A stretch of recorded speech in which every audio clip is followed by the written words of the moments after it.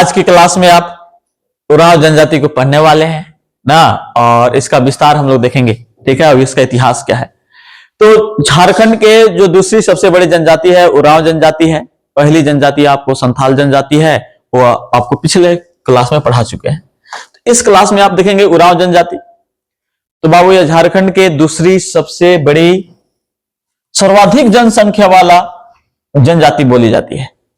अब कई एग्जाम में बात ऐसा है कि परसेंटेज भी पूछ कि कितना परसेंटेज इसका है। तो सबसे बड़ी जो जनजाति संथाल जनजाति था उसका परसेंटेज 31.86 था, और इसका परसेंटेज देखोगे तो 19.86 है। तो ये क्वेश्चन आया हुआ है, इसको हम आराम से नोट कर लेना। हाँ, संथाल जनजाति के जो बताए थे बाबू, जो संथाल था, संथाल जनजाति, उनका परसेंटेज था 31.86, जो झारखंड की सबसे बड़ी जनजाति है जनसंख्या में। तो जनसंख्या में दूसरे नंबर पे है उरांव जनजाति। और कहा जाता है कि बाबू जो है सभी जनजातियों से पढ़ी लिखी या शिक्षित जनजाति मानी जाती है ना, सबसे ज्यादा शिक्षित और जागरूक जनजाति है, ठीक है।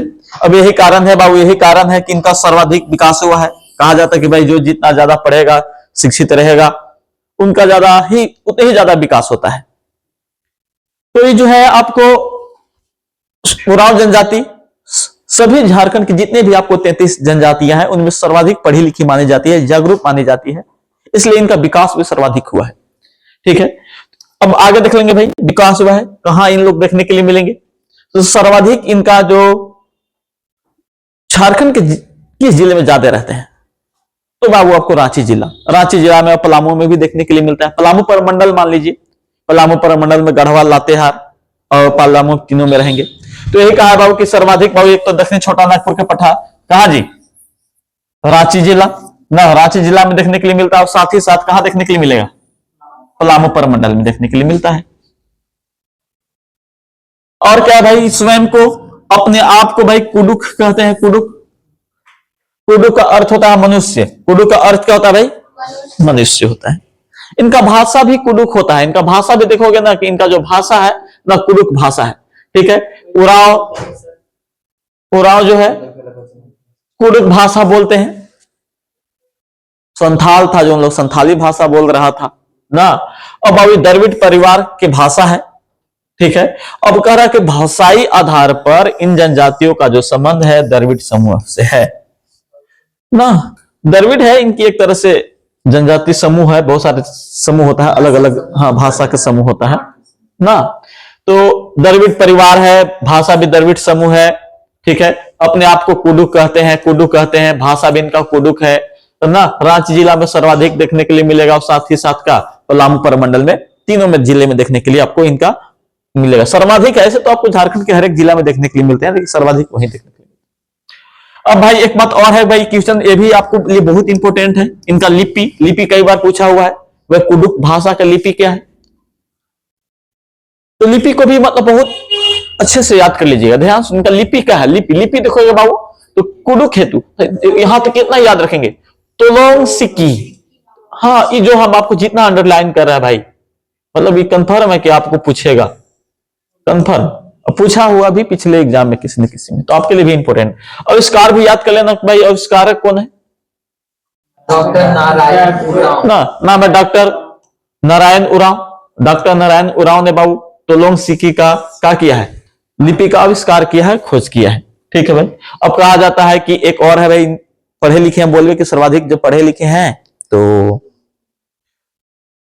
भाई वैज्ञानिक बनेंगे, डॉक्टर, बहुत सारे क्षेत्र में इनका योगदान रहेगा। तो कहा जाता है कि उरांव जनजाति में जो प्रथम वैज्ञानिक माने जाते हैं जिसका नाम क्या है, सरचंद्र राय ना। इनके अनुसार, इन्हीं के अनुसार कहा जाता है कि जो गोत्र की संख्या कितना है, 68 गो गोत्र है ना। लेकिन मुख्यतः जो आपको देखेंगे आप इसमें 14 ही है, 14 हुआ है, ठीक है। गोत्रों को किल्ली कहा जाता है, गोत्रों को कहा जाएगा किल्ली के नाम से जाना जाता है, किल्ली कहा जाता है, ठीक है।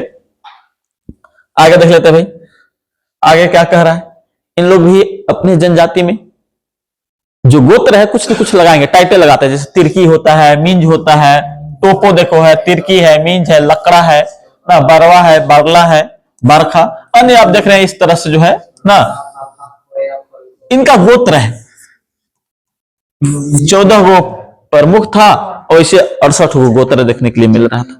ना। तो बहुत सारे के आप देखेंगे टोपो हुआ, तिरकी मींज लगाते हुए ना। एक तो खिलाड़ी भी है रॉबिन मिंज ना, जो आपको रॉबिन मिंज जो आपको आईपीएल में चुना गया है, उसका नाम सुने होंगे, तो ये झारखंड का ही है आपको, ठीक है। दूसरा देखेंगे भाई, इसमें टैटू बनवाने, गोदना गुदवाने की भी प्रथा है उरांव जनजाति में, अधिक प्रचलित है, ठीक है। और महिलाओं में कहा जाता है कि गोदना गुदवाना अत्यधिक महत्व प्रदान किया जाता है, कि जो महिलाएं होती है वो गोदना उनके लिए बहुत, हाँ, एक सौभाग्य है उनके लिए, होता ना, इज्जत प्रतिष्ठा की बात हो जाती है। समगोत्रीय समय होता है बहुत सारे में है कि समगोत्रीय विवाह निषेध है, रोका गया है कि भाई मतलब एक गोत्र के, हाँ, एक गोत्र में इन लोग विवाह नहीं कर सकता है। मतलब तिरकी है तो तिरकी से विवाह नहीं करेगा, दूसरे से करेगा, तिरकी है तो टोपो से करेगा ना, टोपो है तो तिरकी कर से कर लेगा, मीन से कर लेगा, तो अलग अलग एक गोत्र में विवाह वर्जित किया गया। कहा जाए साथ ही साथ माँ के गोत्र के 3 पीढ़ियों तक विवाह करना वर्जित है। मतलब माँ के जो 3 गो पीढ़ी है, 3 पीढ़ी तक जो रिलेशन है उसमें भी विवाह नहीं कर सकते, ठीक है। तो अच्छी बात है, एक गोत्र में विवाह नहीं करना चाहिए ना। एक गोत्र में विवाह करने से जो मतलब उतना ज्यादा संतुलित, मानसिक संतुलित से बच्चे उतना ज्यादा विकसित नहीं होते, ऐसे माना जाता है, ऐसे साइंस भी मानता है, सही बातें हैं ना। एक गोत्र में विवाह करना अच्छा नहीं मानता। अब देखेंगे भाई, सर्वाधिक जो प्रचलित विवाह है आयोजित विवाह है। आयोजित विवाह जो है माता पिता के मन से होता है, माता पिता ही विवाह करते हैं ना, बीच में अगुआ रहेगा, उन लोग मध्यस्थता कर देगा, जाकर के लड़का लड़की आप जाकर के देख लीजिए, और माता पिता ही तय कर देंगे आपको विवाह, यही ठीक है आयोजित विवाह, ठीक है। तो इसमें भी भाई वधु मूल्य देना पड़ता है। वधु मूल्य के हम लोग बोलते हैं कि पौन कहते हैं, वधु मूल्य के क्या कहा जाता है, पौन कहा जाता है। अब इस जनजाति में बाबू कुछ है, सेवा विवाह भी प्रचलित है। सेवा विवाह में जो होने वाला लड़का दूल्हा है, होने वाली दुल्हन के घर जाकर के उनके माता पिता को सेवा करना रहता है, तो ही सेवा विवाह के नाम से प्रसिद्ध रहेगा। लिख दिया किसके अंतर्गत बाबू, सेवा विवाह के अंतर्गत भावी जो वर है कुछ समय तक भावी वधु जो होने वाली दुल्हन है उसके परिवार के घर का करना है, सेवा करना है, और उसके लड़की के माँ बाप खुश हो गए हैं तो आपको विवाह करा दिया जाएगा ना। अब भाई विधवा विवाह है ना, इसमें बाबू विधवा विवाह भी प्रचलित है ना, हस्बैंड मर गया तो उसका भी विवाह हो जाता है इसमें, ठीक है। आगे देख लेते हैं। कह रहा है कि भाई इस जनजाति में एक ही गांव के लड़का लड़की के साथ विवाह करना वर्जित कर दिया गया है। एक ही गांव के लड़का लड़की है, उन लोग के विवाह वर्जित है, आप नहीं कर सकते हैं ना। और साथ ही साथ दूध के संबंध में विवाह करना भी वर्जित है। अब दूध के संबंध कहने से क्या इसका अर्थ निकलता है, तात्पर्य है दूध का परिवार मतलब अपने रिलेशन वाला, फुआ का लड़का, मामा का लड़का, मौसा का लड़का लड़की, जो बहन है हम लोग लगते हैं, उन लोग में कहा कि नहीं, हाँ इन लोग, हाँ चचेरा भाई बहन है, इन लोग में विवाह वर्जित कर दिया गया कि दूध के संबंध से भाई विवाह नहीं करना है, ठीक है। दूर कहे तो चलो, ऐसे तो अधिकतर देखा जाता है हिंदू में भी, ये नहीं करते हम लोग, ठीक है। इस जनजाति में है आपस में नाता को स्थापित करने के लिए, अब भाई कोई ना कोई होना चाहिए जिसको हम लोग सहिया कहते हैं ना, सहिया होता है जो नाता को स्थापित करेगा, और इसका चुनाव होता है 3 साल के बाद ना। और भाई जिसको ना, जिसे हम लोग इस सहिया को हम लोग क्या बोलते हैं, सहियारो ना, सहिया का चुनाव होता है, और सहिया को हम लोग क्या बोलेंगे, सहियारो के नाम से प्रसिद्ध है। चलो ठीक है भाई, आगे हम बोले कि भाई 3 वर्ष के बाद इनका चुनाव होता है, धान कटने के बाद ना। इनका बहुत सारा पर्व ऐसा भी जो धान कटने के बाद ही मनाया जाता है, कभी भूल जाएगा तो धान कटना मार देना, सही हो जाएगा, ठीक है। तो धान कटने के बाद ही बाबू ना सहिया का चयन होता है, एक समारोह होगा, सहिया चयन समारोह, सहिया के चुनाव के लिए सहिया चयन समारोह होगा भाई। अब बात ऐसा है कि गांव के जो कुंवार लड़का और लड़की आपस में मित्र रख सकते हैं ना।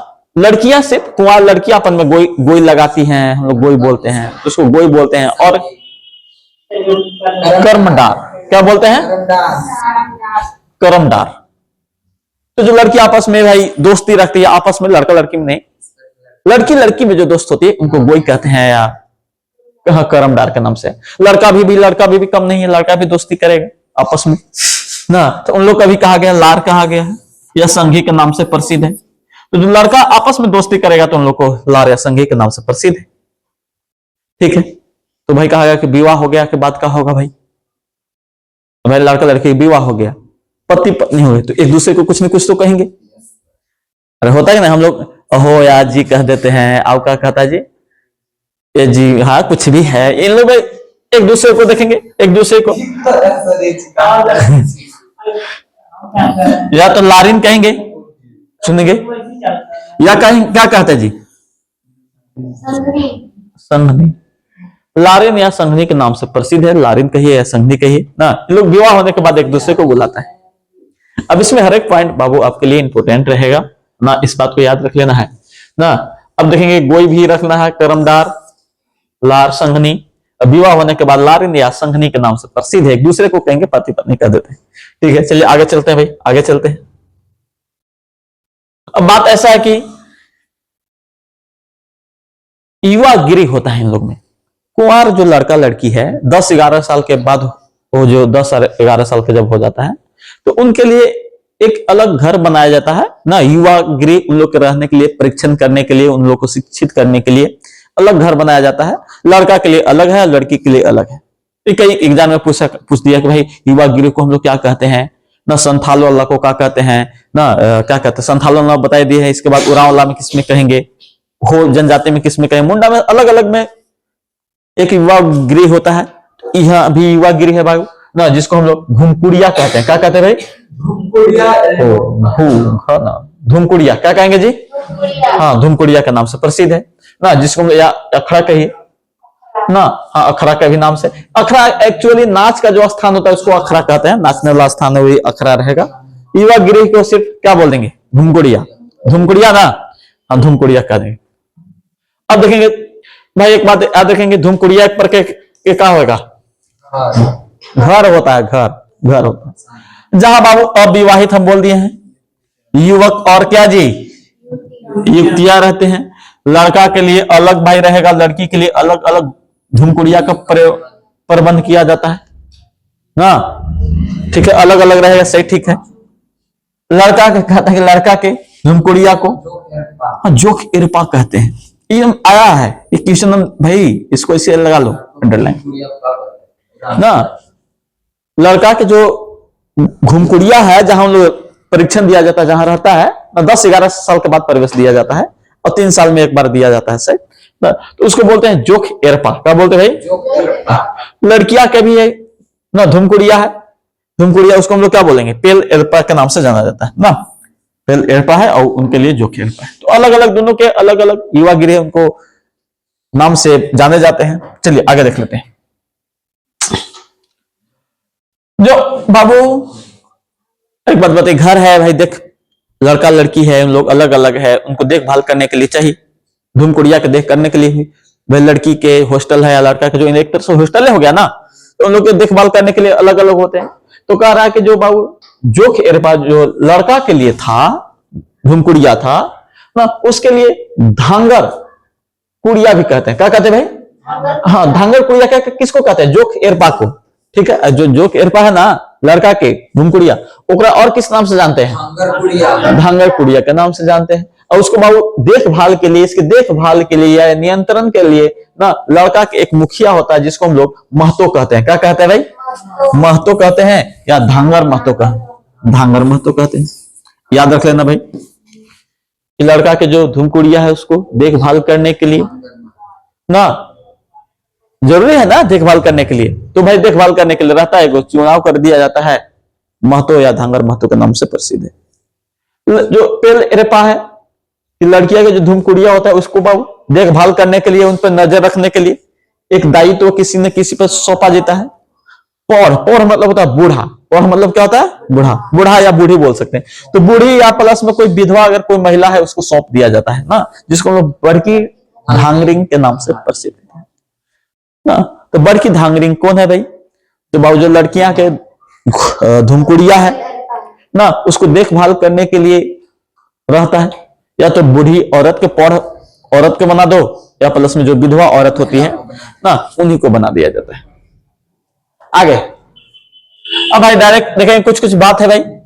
युवागिरी को धूमकुड़िया कहते हैं, पंचायत के पंचोरा, धार्मिक को हम लोग जो धार्मिक पुजारी होते हैं उनको प्रमुख पाहन के नाम से जाना जाता है।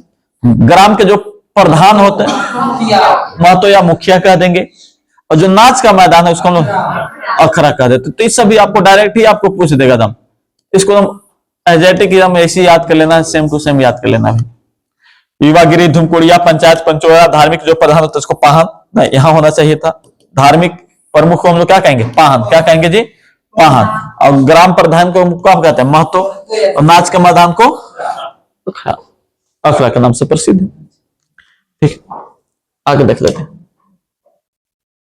अब भाई और है कि उरांव जनजाति में कुछ देवी देवता है, प्रमुख देवी देवता, उनको भी देख लेते हैं। तो बाबू एक होता है मरांड बुरु, पहाड़ के देवता को हम लोग बोलते हैं ना, पहाड़ देव, हाँ पहाड़ की पूजा होता है। गांव का भी देवता होता है, ग्राम देवता जिसको ठाकुर देव कहते हैं। सीमांत देवता जो सीमा उमा जो रक्षा करता है, सीमांत देवता डिहवार है ना। कुल देवता है उनका जो पूर्व, हाँ पूर्व जातमा होता है, उनके लिए भी किया जाता है। अब कहता है कि उरांव जनजाति में लेकिन प्रमुख जो देवता होता है वो धर्मेश या धर्मी होता है। भाई ये आया है क्वेश्चन, ठीक है।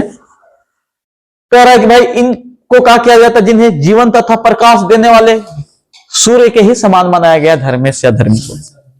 आया कितना खतरनाक है, इस तरह पूछेगा आपसे।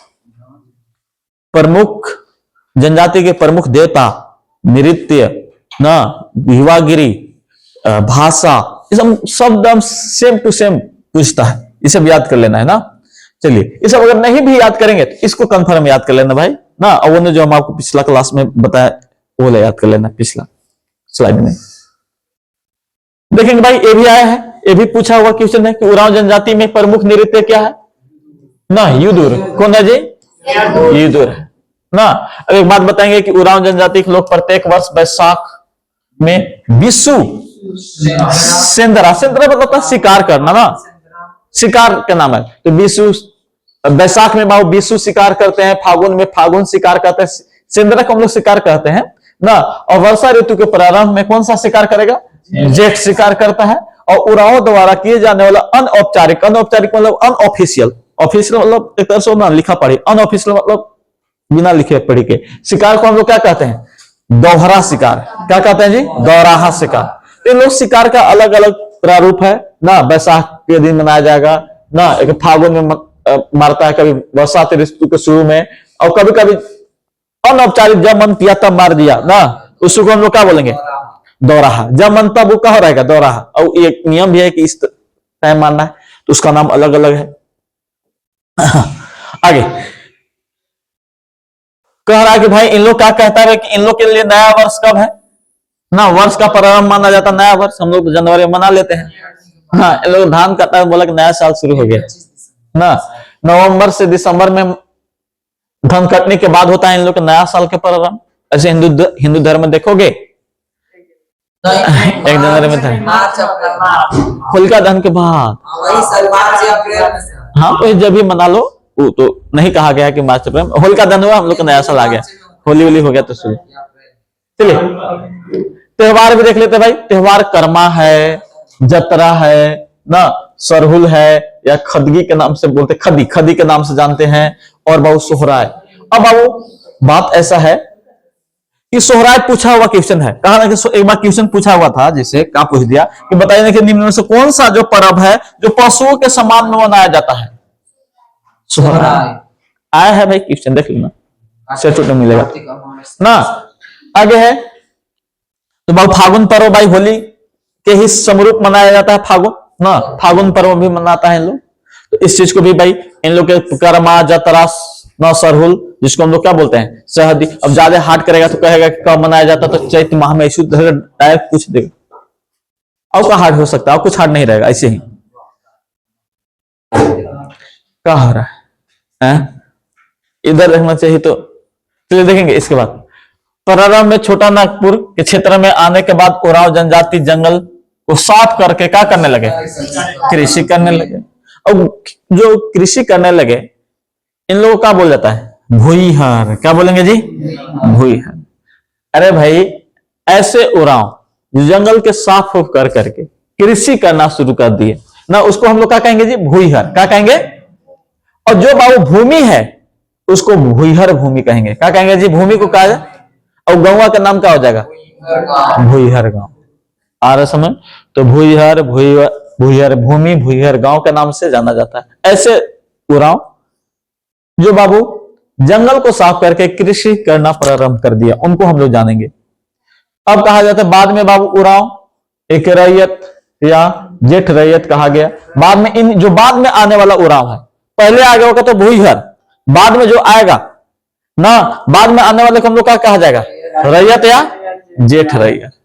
ठीक है भाई, आया समझ में? आगे देख लेते हैं ना, यही था। अच्छा, एक क्लास और है, एक स्लाइड है, और थोड़ा सा पढ़ा देते हैं, सुनेंगे। अब है भाई कि